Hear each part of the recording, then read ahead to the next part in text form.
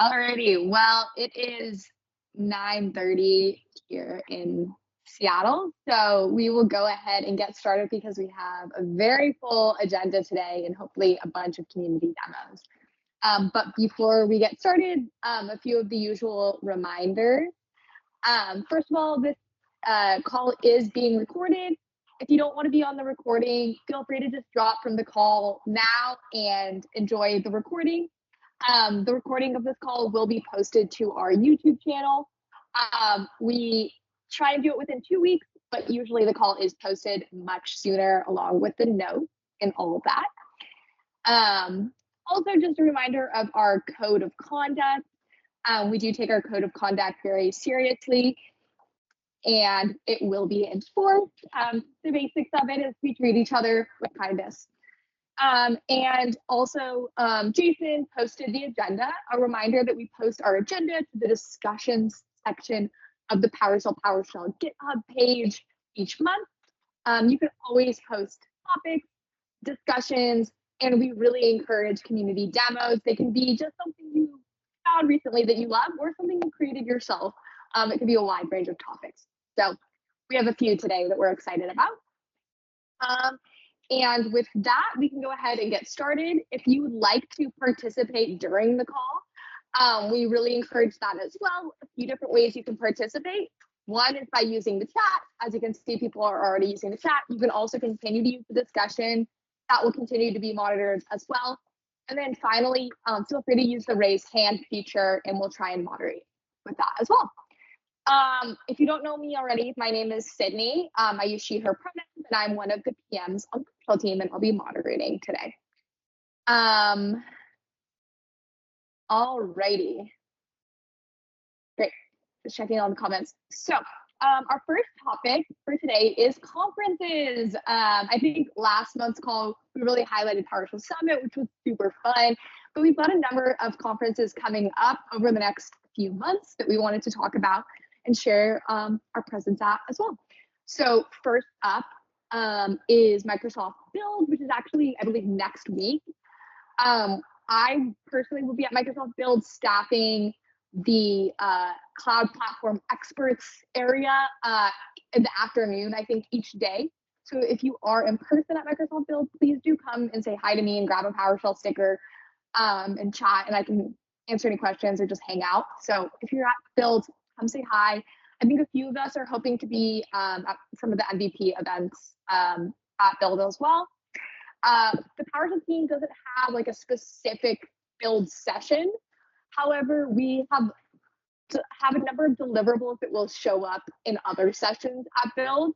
I don't want to sort of give away any other teams' Build deliverables or announcements beforehand, so we'll probably highlight those more at the June community call. But do know that we're a part of Build, even though we don't have a specific PowerShell session. As you know, PowerShell is a glue language, and we contribute to a number of exciting scenarios. We also will have an exciting presence at PSConf EU, which is always a really, really fun conference. I think there's going to be a ton of Microsoft people there and people from the PowerShell team. I'm really disappointed I'm not going to be there just for personal reasons. I wasn't able to go, but a number of people from our team are going to be there. Steve, I'm going to put you on the spot. If you want to just spend a few seconds talking about, I know you're going, about what the team is bringing to PSConf EU. What we're bringing? Well, we're bringing ourselves, but you mean in terms of sessions or? Whatever you want to say about PSConf EU. Yeah, so I'm really glad I'm able to attend again. I'll be covering DSC and probably sharing some stage time with Steven's going, and who else is coming on the PM side? Okay, and then Amber will be coming talking about PowerShell Gallery and PSResourceGet type of topics. And of course, we'll be happy to answer any questions you might have at PSConf EU. Cool, awesome, thank you, I appreciate it. And then Jason is going to talk a little bit about Tech Mentor. Hey everyone, yeah, Tech Mentor. So I know that many of you have attended to Tech Mentor in the past. This is a solution-oriented conference, really kind of focused around IT. I've been at many Tech Mentors, really enjoyed them. in the past. I'm glad to say that several members of the PowerShell team, along with James Petty from PowerShell.org, he's going to join us as well.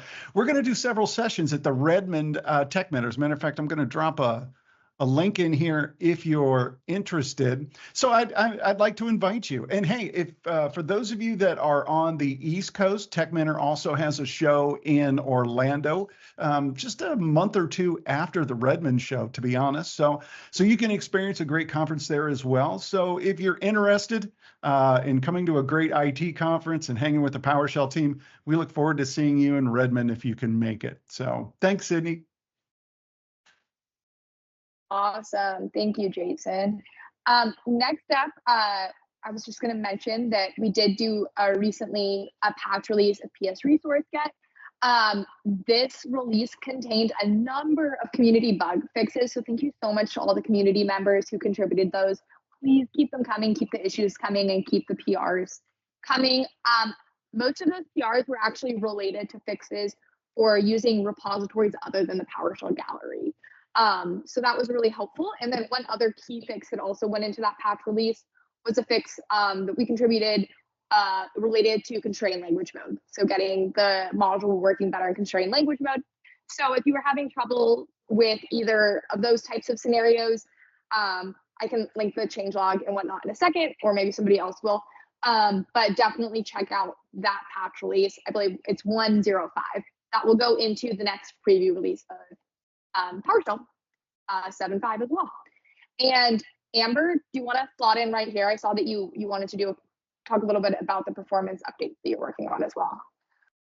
Yeah, I actually had something long I wanted to go over, but I will just super condense it to say that you can take your time if you want to take a few minutes. You can take your time on it. Okay. Either way. I was just going to say that I have been working on some performance updates for PSResourceGet. So for a little bit of context, PowerShell V2, which is now in the process of kind of being semi-deprecated in favor of PSResourceGet, it had some significant performance issues that were never really a problem when people were installing a couple of modules, 1 or 2 modules at a time. But as we're starting to see more modules like AZ and AWS have dozens and dozens of dependencies, AZ, for example, has 88 dependencies, we're starting to see these perf improvements increasingly become more common and just get exacerbated. So with PowerShell V2, we had these bottlenecks that really came about from how the request calls were being made. They were very generic request calls that had huge payloads that were then filtered and processed client side. PSResourceGet improved upon this by writing much more specific queries to repositories to get back as little data as possible. So we had a lot of perf improvements going from PowerShell V2 to PSResourceGet. However, PSResourceGet also had its own set of perf optimizations that needed to be made. I started working on a few of them. There's possibly still a few more things left that we can do, but I'm just going to go over the couple of big things that were done, not yet released, but just that I'm working on. So optimizations are adding concurrency and then deduplicating dependency calls. So with the concurrency, it was pretty straightforward. I just used .NET's parallel for each in both the find and install requests. So install actually calls into find before actually making the install requests. So this kind of doubly helped improve the performance for install. Right now, right now the parallelism really only happens if there's 5 calls being made. So that's like 5 packages that are being found or installed. So unless you're actually installing multiple packages, it's not really going to affect you. But it does, again, if you're installing large amounts. So the other big optimization here was with handling dependencies. Again, using AZ as an example, it's got 88 dependencies. Those dependencies all take another dependency, a subdependency on AZ accounts. So each dependencies. So each request for AZ accounts previously was being made to the server to see, first of all, if that package exists, and then to find the correct version. And then later when we get to install, only do we say, okay, we only actually need one version of this. So to optimize this, we now have a dictionary that stores all the versions needed for a package as we're discovering the new dependencies.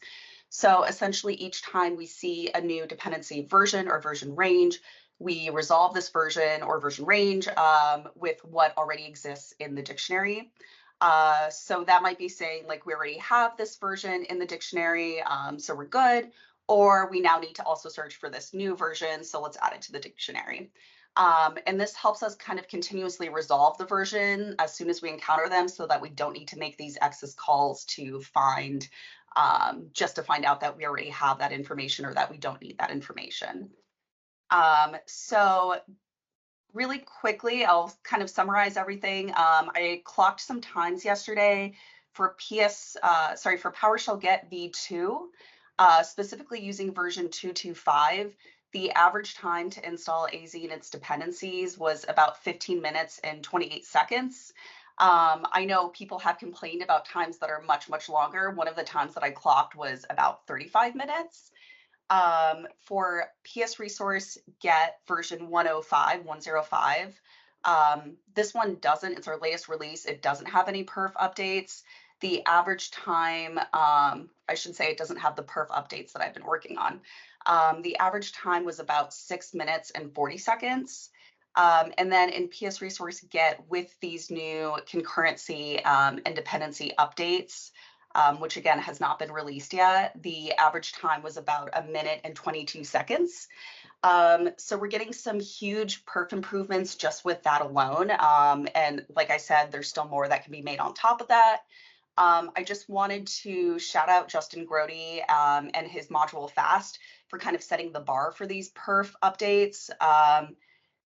His module, it's a quick and dirty way to install packages, but also made us realize that there's a lot of room for improvement in PSResourceGet. When I clocked the module Fast install call, the average time was about 50 seconds. So we're not quite there yet, but definitely getting a lot closer. And just wanted to thank Justin for sharing your learnings with developing module Fast and kind of giving us some more insight into that. So that's pretty much it. Again, just like feel free to reach out on GitHub, on the PSResourceGet GitHub, and leave us any suggestions or comments that you have. Thanks, Awesome. Sydney. Thank you so much, Amber. I really appreciate the explanation of everything you did, and it's really cool to see the improvements. I know it'll make a big impact, especially if anyone's using functions or situations like that, where we can see time really matters. Alrighty, moving along with the agenda, I believe we have Dongbo up next to talk about the PowerShell release. Okay, so we're going to have a 7.5 preview release, preview 3, hopefully this week, if not early next week.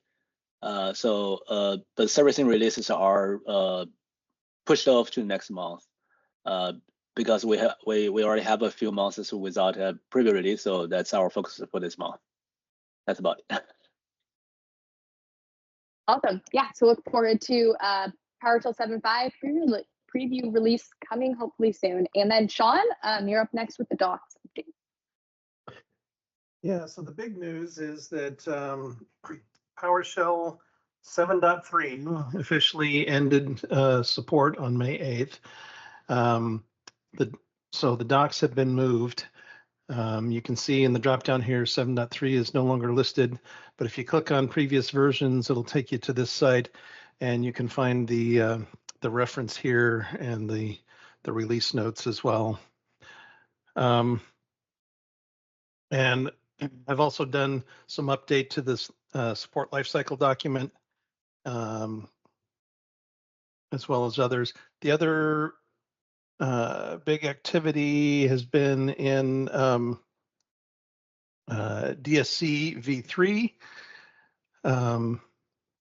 which Steve is going to talk more about, but check out the changelog. This talks about everything that was released in the latest preview. Lots going on in the DSC version 3 space. Lots of hard work by Mikey Lombardi on keeping these docs up to date as things change. And I think that's it. Turn it back to you. Awesome. Thank you so much, Sean. Always appreciate the doc update. Our next topic could be a quick one, but as summer is approaching, the PM team is thinking about if there's opportunities for us to create more educational content or videos around PowerShell or things we've created. So if there are any topics that you think would be particularly useful or interesting, please do let us know. Feel free to, leave a comment here or, any other means of contacting us. Just something we're thinking about. So if you let us know if there's topics that you think would be really interesting or you would find useful, whether for yourself or for your colleagues or people you interact with. Next up, we have a very exciting introduction. We have our summer intern recently joined the team. We always love our interns. And so Leo, would you like to introduce yourself? Yeah, will do. Thank you, Sydney. Hello, everyone. I'm Leo or Leonardo, however you guys want to call me, it's fine. I'll be the intern for this summer. A little about me. I have to say this every time, but I'm from the University of Florida. So if there's any Gators in the call today. But yeah, I'll be the SSH intern for this summer and a lot of cool things in the works. So yeah, thank you. Awesome. And then Steve, you're up with DSC. Yep. And hopefully, maybe towards the end of Leo's internship, he'll be able to present what he worked on at one of the community calls. But what I'm going to talk about is some changes that are happening in DSC V3. So let me share my screen here. Just some quick demos. This one. Right. Let me just move Teams back over here so I can see. Okay. So let me cover just a couple of quick things. Again, this is all in the main branch right now, so it is not in the preview we released last month. And our next preview will probably be the week before PSConf if everything goes right. But basically, one of the feedback we got from one of our partners, one of our internal first-party partners, is this concept of include. So if you kind of think about it, like if you have this large configuration for a system, and you have different teams working on, for example, maybe configuration for IIS, maybe a different name for network, storage, whatever, then if you want to have a single config, with the old DSC today, you would have a single large document that describes the whole state that you want. And that might be hard to maintain, or if these different teams are making changes, you might have merge conflicts and stuff like that. So what include does is basically allow you to, include another configuration as part of a config. So this is, if you look on the left side here in VS Code, this is just a very small example. And these can be nested, so you can have include stuff. Whether that makes sense, I don't know, but you can do it. But here, basically, this is a configuration file in YAML for DSC V3, and I'm just going to include this configuration file osinfo that happens to have parameters, and then I'm going to pass in this parameters file to it. And if I were to show what's in here real quick, it should be this one. Well, that's the parameters. I actually wanted to go to this one. Okay. So basically, this configuration that's going to get included, it's just going to get the OS info with the OS family. It has some, and the parameters is more for testing here, but it shows like you can have Windows, Linux, and Mac OS. You can kind of ignore this. This is also just a test case to ensure that expressions and functions can be used as part of parameters. And I have a comment here to explain that. So if I were to actually run this, so DSC big, let's do a get. You see examples, and this was include, right?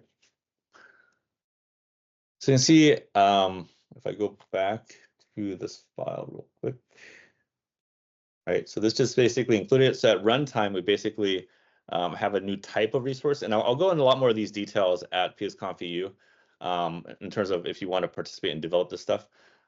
For example, I can expect maybe the community could do a import type resource that gets it from the internet, for example, and whether that's a good thing, again, I'll leave it up to end users to figure out.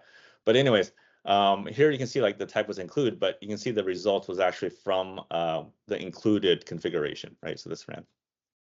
Another cool thing that is in the main branch is what if, and this is one that we definitely want to get some more feedback on.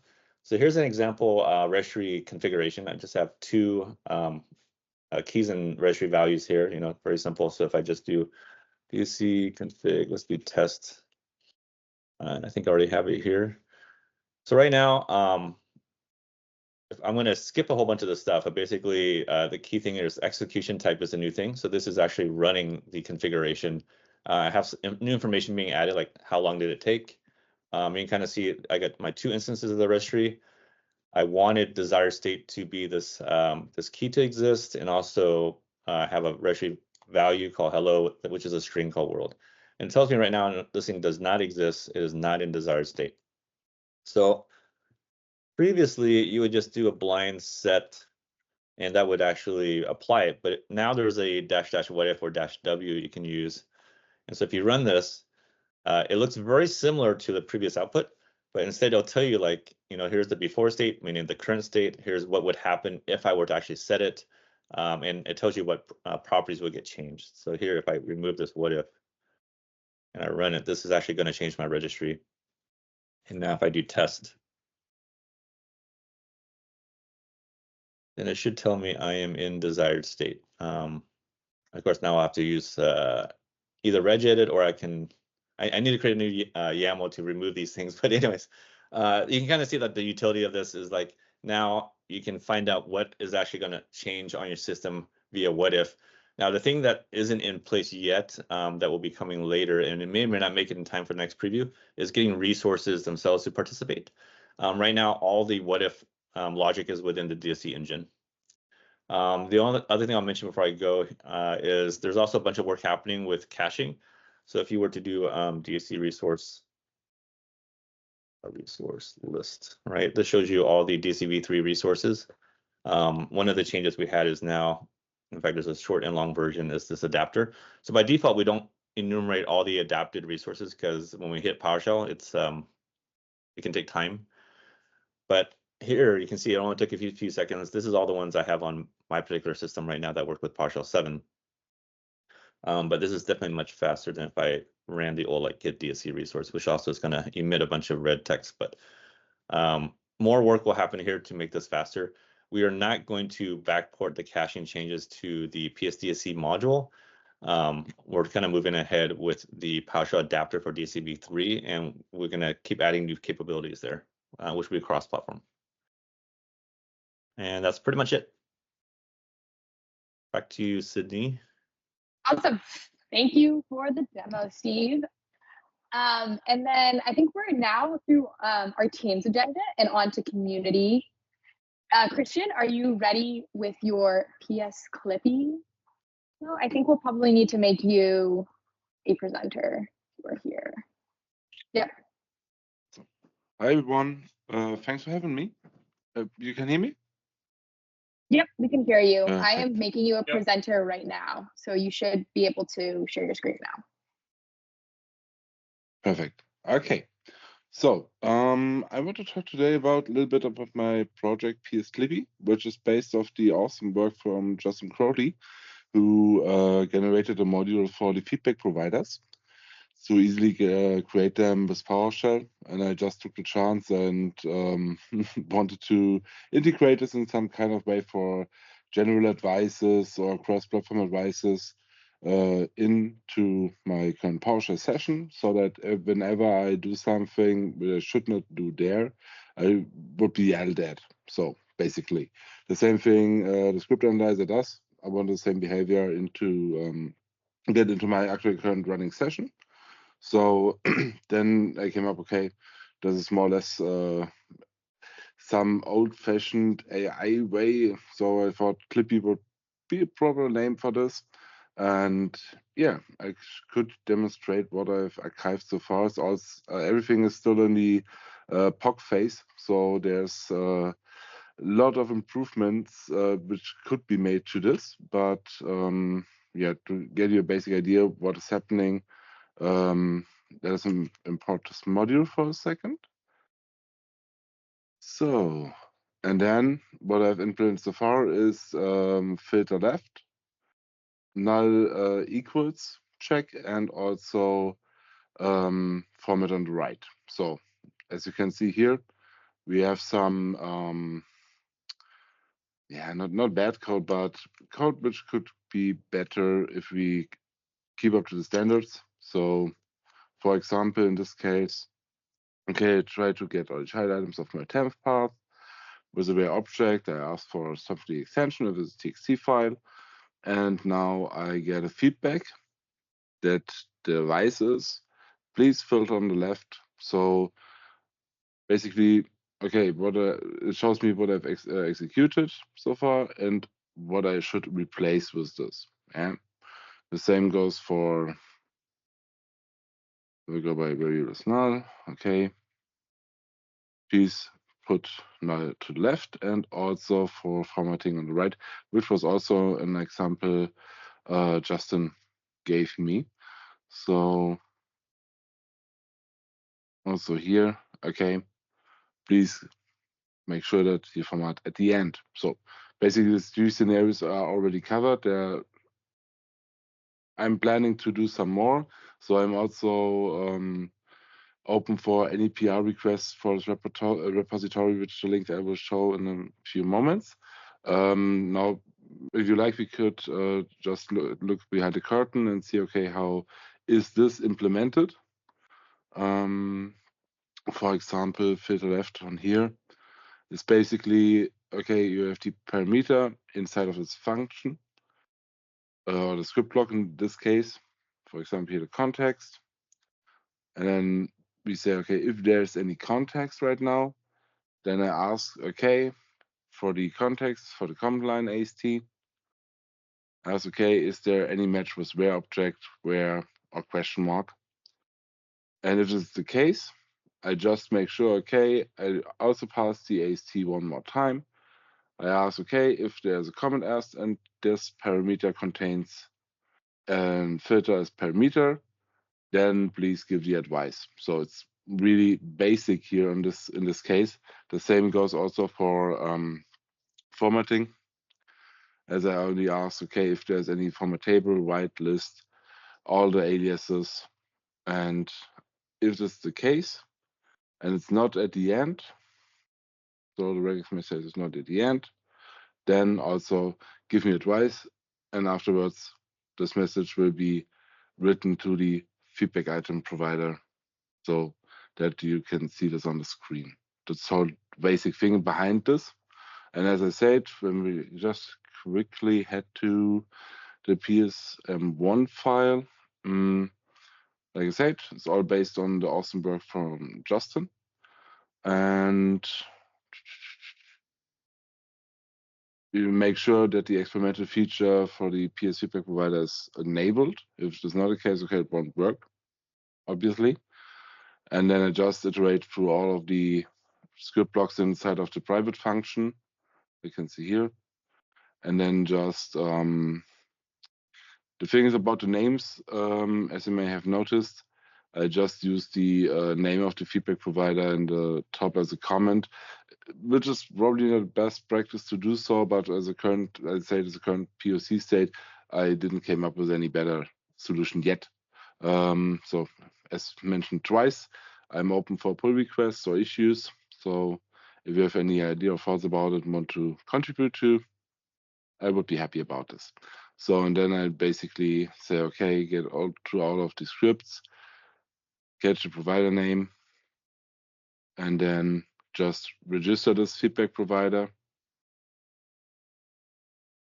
Unregister the old feedback providers with the same name, because maybe version has changed or something like that. And afterwards, we register them one more time. And yeah, currently this is basically the whole thing about it. I just made up a little cool logo for this with designer.microsoft. Yeah, and if you like, I can share also the GitHub repositories, one of PSClippy itself and one from Justin. And yeah, that's probably basically all I have to show today. Awesome. Thank you so much. That was really great. We really appreciate you coming to the call and showing that off. Love it. Next up, we have Thomas. Thomas, I am also making you a presenter right now, if you're ready to go. Yep, I'm ready. Okay, cool. All right, I think you're set.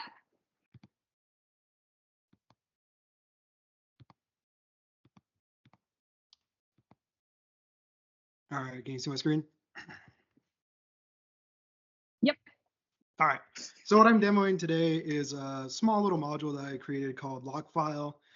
What its goal is, I've had a need over times about having an always on script that's always running, and it needs to be highly available. So I need it to run on multiple machines. But the thing is, the catch is that it only can run on one host at a time. So only one instance of it. So what this is just a quick little module that I wrote for those scripts that need that, always on capability in a highly available state to have a log file, create that log file, validate that the log file is actually valid, and also check across other nodes. So what it will do, set log file, it just creates a little JSON file with the computer name, process ID, and computer name, and then you can easily just test it as well. So this is on the same one, so it's going to be valid. And if that process ID were to go away, it would show is false. Or if the process name with that same process ID is no longer valid as well, then it'll show false as well. One of the other capabilities with it is you can pass it a session, a PS session. So if you need to check the other computer to see if that script is running there, you can do that. So here's an example of like getting the log file configuration, and then if the computer does not match the log file that you're currently running on, then create a new session to that. And since it's using a session, you can also use WinRM, SSH, any of the other custom remoting protocols, and then test that on there, and it'll validate and return true or false for you.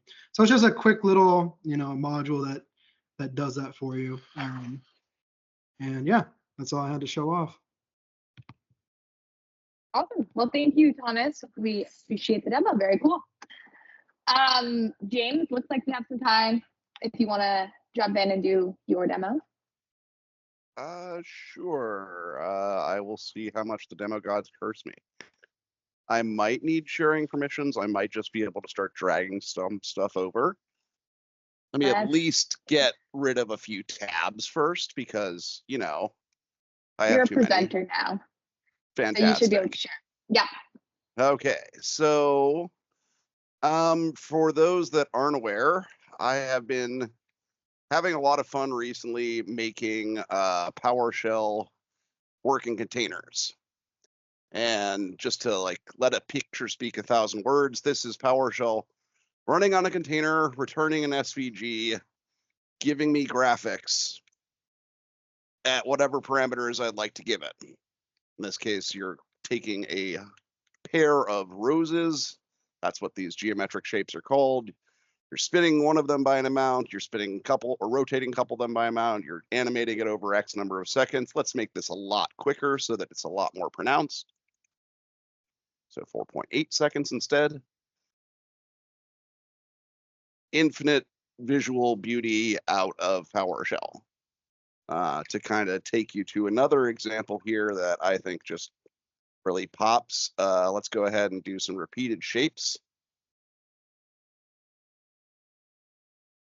And I want you to kind of note here, these are PowerShell scripts that are just getting parameters via get and caching them. So we're going to go ask for repeated shapes that are roses. It'll take a little bit of a sec. It's a lot of different repetitions, so let's drop the repeat count down to 40. And again, down to 20. And just because I like to make things a little bit nicer, I'm going to go ahead and animate the opacity too. So hopefully some of these pictures are speaking 1,000 words. Let's go to some code here for a second, or at least see how the demo gods curse me. What we've got running right now is this Docker container that I had uploaded last night. Let's go ahead and pull down new bits here. This is a branch build, but this is the way all projects of mine are going to be working going forward. Basically, if there's a reason to turn it into a container, I will, and it will be a microservice, and it will have every single build of every single branch that is successful downloadable as a package that you could try. It's about done pulling that all back for me. There we go, got a new image. Now, to be fair, I did make a change or two, so we're going to see if the demo gods curse me. We're going to go ahead and run, detach, and we're going to put this one in 8387. Cool, new image. Let's take our other demo, just switch over a port. Demo gods, are you going to be kind to me? Yay. Let's just prove the point more by, upping the side count. So I'm pretty happy with the progress that this particular module has been making towards getting out the door and the nice aesthetic stuff I can do with it. I could go head into PSSVG land for a bit, but what I really wanted the community's feedback on was the layout of this. So inside of the PSSVG directory that you see on the screen here, you have basically the whole server, or almost all of it. First of all, does this seem like an obvious name of a method? If I have a module and it has a script method called serve, that should be my server, right? Am I talking crazy here, or does that seem like a really obvious method name that would stick in everybody's brain?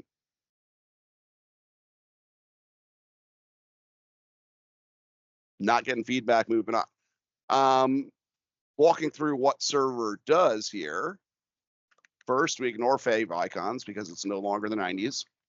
Then we go ahead and basically, always return SVG because it's PSSVG. Make sure we've got this set up and PSSVG set up. Check to see if we've cached a request. If we did, return the cached one. If the cached request was a bad status code, then let's give them a 404. Speaking of which, let's go ahead and show that off for a second. There we go, got a 404. And great, now I got to route the request. Same sort of thing, I want to figure out basically whether I have a route already, and if I do have one and it's a status code, then tough luck. However, if it's a command, then I basically just have to take whatever is in its query and splat it. And this will be turning into a script method too. But then it's just framing the results. So if it's XML, go ahead, take the outer XML, frame it. If it's file info, make sure it's an SVG, then frame it. And otherwise 404, tough luck. It's a file info that's markdown, great. Return the markdown inside of SVG. If it's file info that's SVG, great, return SVG. Otherwise 404, tough luck. So 100 odd lines, mostly redundant, mostly that would be the same for module to module to serve up any content. And a Docker layer that can either have very animated 404s or infinite beauty. Questions, comments, thoughts. I kind of rushed through these things a little too quickly, I think. So if people have things they want to talk about, I would love to hear more. But I'm just now looking back to chat. And okay, so we got, I want to see this in a WASM container. That is good. I will be getting WASM working probably in the next 6 months. There's a couple of interesting projects I want to integrate with. Dan Schroeder had said serve is what other apps use, which is part of why I chose it. The approved verbs comment. I would love if the approved verbs lifts changed more often. I would also love if PowerShell thought differently a little bit about verbs and nouns. Somebody had asked, how am I running this inside of a container? Does that mean somebody wants to see the Docker file? Because that's probably about all the explanation you'll need there. So we grab the base image from Microsoft. We tell you you're going to install PSSVG, go tell you you're going to install some packages and some modules, go install the packages, go copy the module into the right spot, and set PowerShell as the shell because we want it all to be in one layer, and then create a profile, add my module to the profile, install the other modules, add those to the profile, and then say my profile also contains this microservice script. And microservice script here is getting shorter by the day, but it is basically set yourself up for the first 40 lines, declare a couple of functions that there's stuff used that will switch into a script method and eventually call serve. It will become about 4 lines because it should basically be, if you're not already started, start me. If not, serve me. Somebody asked, except for because you can, what made you start this? I will also accept because I can, but the practical reason that I've been interested in PowerShell and webification for a very long time is that a lot of average everyday users aren't going to ever step in front of a terminal. So unless I can deliver a script in a clickable way to them, they're not going to appreciate the joy. So webification of PowerShell is very important to me over the long term because it's one of the avenues to how we, as a language, expose ourselves to a larger community. The other part of this that's beyond because I can is what I am jokingly calling the Cheatian Spider-Man principle. That is to say, with any power comes responsibility. And since I happen to have the technical prowess to be able to do these sorts of things, and the community would benefit from having a lot of good examples and functionality that helps them bootstrap containers rapidly, I'm trying to build you all a fundamental basis so that we can all turn any PowerShell that we have into a web app like that. I don't know if noise cancellation is capturing the snap, but like snap. And yes, Azure Functions PowerShell Pod all support containers for more batteries included approach, sort of. PipeScript in Power is trying to basically sit atop all of those. This is just one iteration of how you can actually publish it out. Because to PipeScript, it doesn't particularly care. It's just metaprogramming your PowerShell, producing other stuff. In this case, part of the stuff that it's producing is a microservice. But, to be fair for PowerScript and this module itself, the other thing that it was producing for PSSVG was the entire module, the 4 megabytes of code that it writes automatically from MDN, so that it ensures that it has a perfect copy of everything in the SVG standard, no matter what the SVG standard might ever include in the future. So why I'm interested in doing all this stuff is that it is the great way for us to broaden our customer experience to everyone.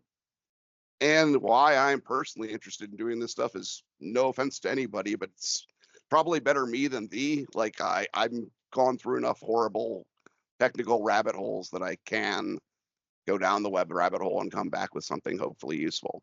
However, please let me know if this does not feel useful to you yet, or you're not feeling the potential use.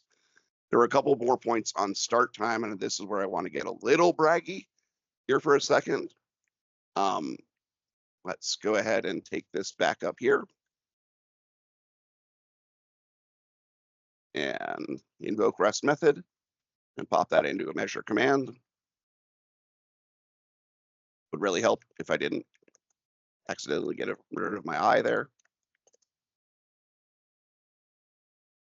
So this is just astoundingly good times to be getting back from a web server, especially for this complexity of response.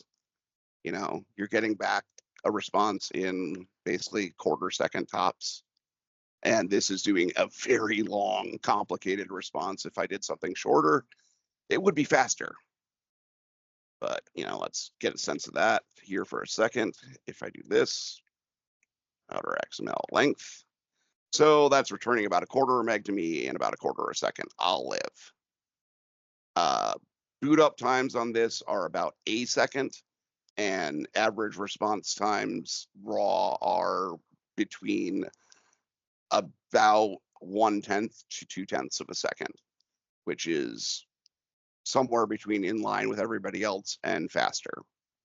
So this should be a helpful way to get you all started in Dockerizing your PowerShell.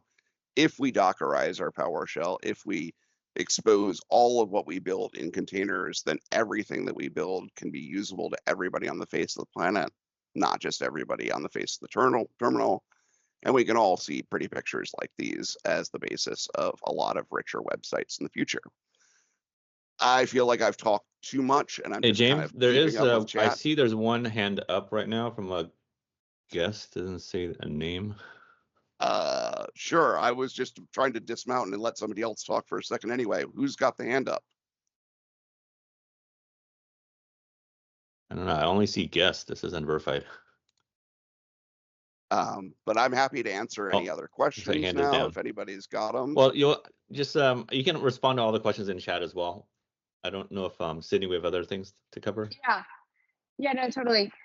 Definitely appreciate the demo, James, and yeah, tons of great discussion and comments in chat. I think at this point we'll open up the floor just to any questions about anything.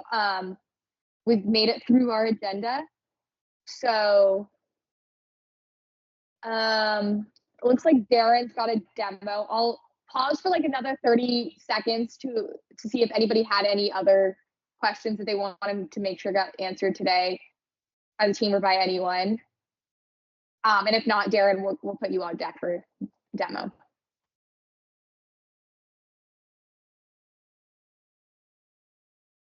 Darren is saying he may want to do a demo. Yeah. Okay, I'm not seeing any more questions coming in, so Darren, I'm gonna elevate you to presenter mode. All right, you should be good to go, Darren. All right, let's see. Cool. All right, so this is something I've been working on for a while. And basically what I've done here is I've changed how dynamic parameters work. A while back, I had demoed the ability to sort of build a form using a param block on the web here, which I was very excited about. But I immediately ran into a bunch of issues because of the way that dynamic parameters work. You don't have the ability to get to condition off the value of a dynamic parameter. So I made some changes, and what I'm able to do now is do things like this. I could say new radio parameter. So watch, if I refresh this, it'll refresh that page there. All right, and maybe this is a guest user, maybe this is not a guest user, right? And then this get new user parameters local function here is going to I've kind of abstracted out the generation of these parameters. So it's producing that first name, that last name, or making it mandatory, right? If I were to take mandatory out here and I were to refresh this, then it would no longer be a mandatory field. Actually, I have to refresh it while I'm looking at this. It's got to parse the param block on this script. All right. I'll also have to save that before I do that. Makes sense, right? And as soon as that decides to get its act together, then this is going to no longer be mandatory. But it's probably easier if I just went ahead and just brought those fields in here. So let's say I wanted to do a new parameter and I wanted to do name, my first name, whatever it needs to be. And maybe I don't make that one mandatory. All right, and maybe I just return here just so you could watch the form get sort of built out. All right, and maybe I'll make that first name, I make it mandatory here. Okay, and I'll go ahead and do the same thing, but now I'll do the last name, right? And what's neat about this is we're able to actually condition off that. So I might say, all right, if $ first name, like, I don't know, Darren, then I might do new help text parameter, name, are you sure, whatever. And then the help message here might be like, are you sure your name is Darren? Right, so let's go ahead and refresh that and let's see what it does. All right, so I'll go ahead and put Darren here. All right, and then it goes, there you go. So it's pretty neat because there's been a lot of people that have tried to make dynamic parameters work like this, But due to the way the underlying binder works, it only captures the parameters like in bulk, right? So at best, you would get just, you can only condition off the value of a static parameter, right? So what I've essentially done is I'm doing it mono-mod. I did put in a PR for this, but the way I'm doing it is I inject a hook into the get dynamic parameters function right here. So basically saying on PSScript parameters, get dynamic parameters. Inside of here, I basically recreate some of the same logic that exists in that method. But the real trick is that I'm passing the parent parameter binder into my new parameter commandlet. So if you look at, let's see, new parameter command here. All right, so here's all the options you have to define that parameter. It's just like a wrapper around the new runtime defined parameter. And then in the end processing block, what I do is I grab that parameter binder, I call it my incremental parameter binder. And here I just call the bind runtime defined parameter method on that. And then essentially I'm calling back into the bind dynamic parameters methods that exist on the inner type.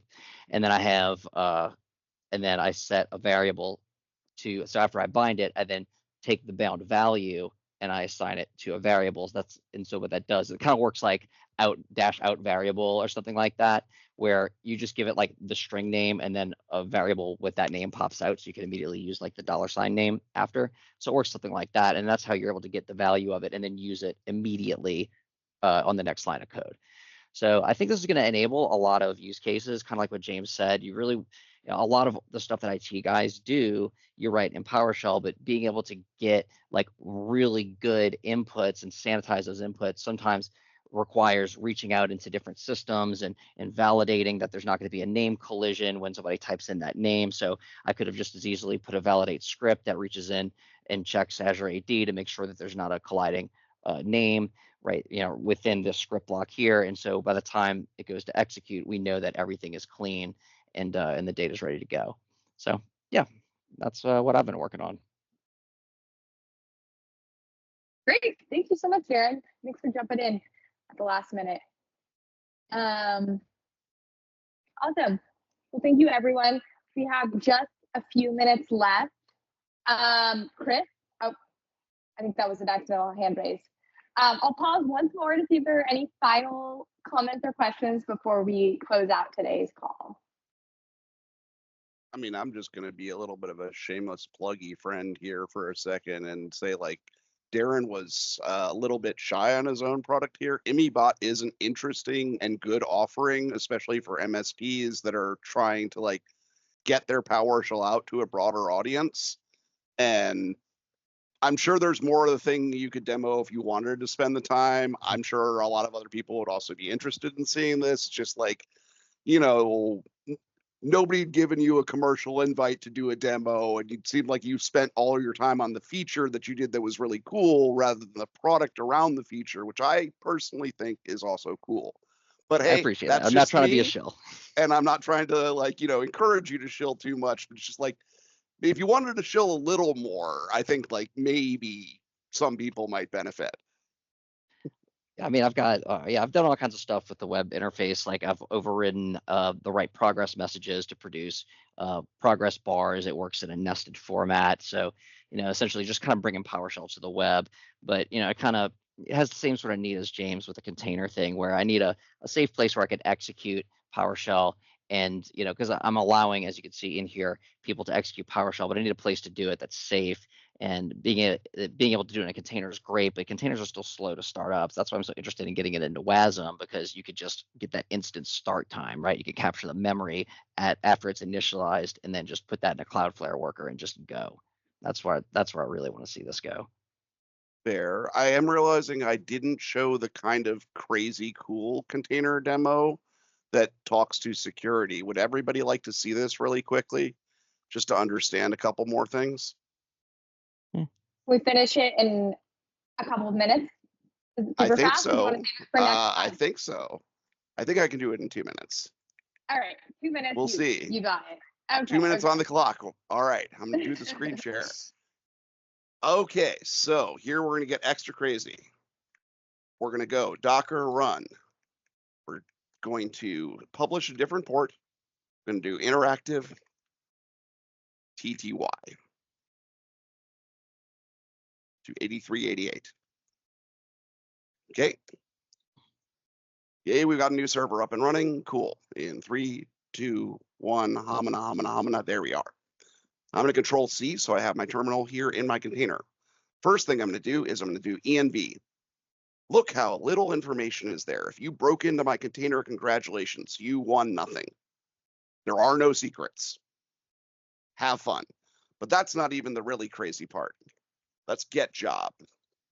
This is the PS node job that is powering the web server. And one of the coolest things that I can do with it is I can change its entire action. So I can say our job is get process ID hit. And now I'm going to go to 8388, and it won't matter what I pass it because it's just going to return me my PID or my process. But this is where we get crazy. So now that I've changed the action once, let's do something that's going to terrify everybody. This seems like a really bad idea, right?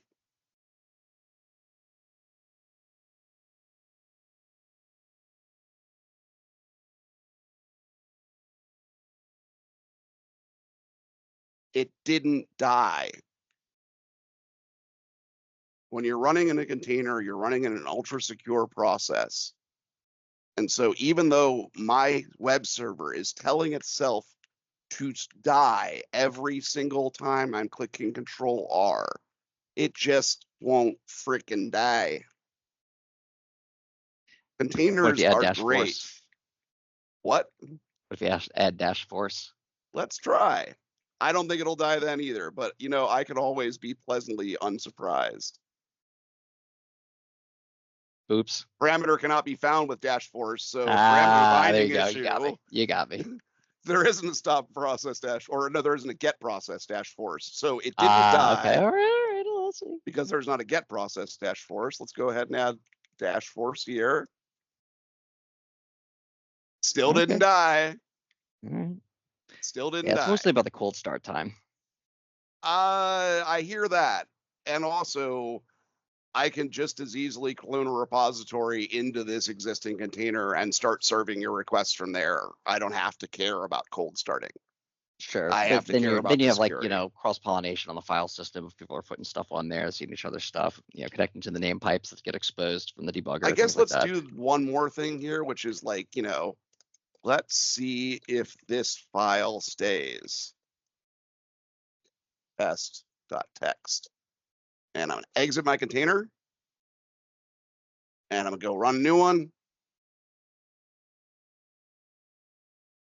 And wait for my thing, Control C, dir test.txt. Oh, it's not there. Right, because but every how long time did I it come take to you a to new restart the container? A second or two that most customers would not notice, honestly. Yeah, okay. And, you know, I'm not trying to rain on parades here. I'm just trying to say, like, Docker is a very secure environment to be running in. And for me, that's worth a second or two. So that was I promised it would be less than 2 minutes, and I think I still am keeping that promise. I'm stopping sharing now. But Docker is so bloody secure that if you try to kill the process you're running in, it just won't die. And I love that about Docker. I absolutely love the Docker ecosystem. It is fantastic. Oh, yeah, one more bonus point. Every single cloud you can upload your Docker image to and get hosted, of course, including Azure's Kubernetes service. All righty. Well, thank you, James. Thank you, Darren. And thank you, everyone, for being here and for presenting today. And hope to see you next month at our June community call.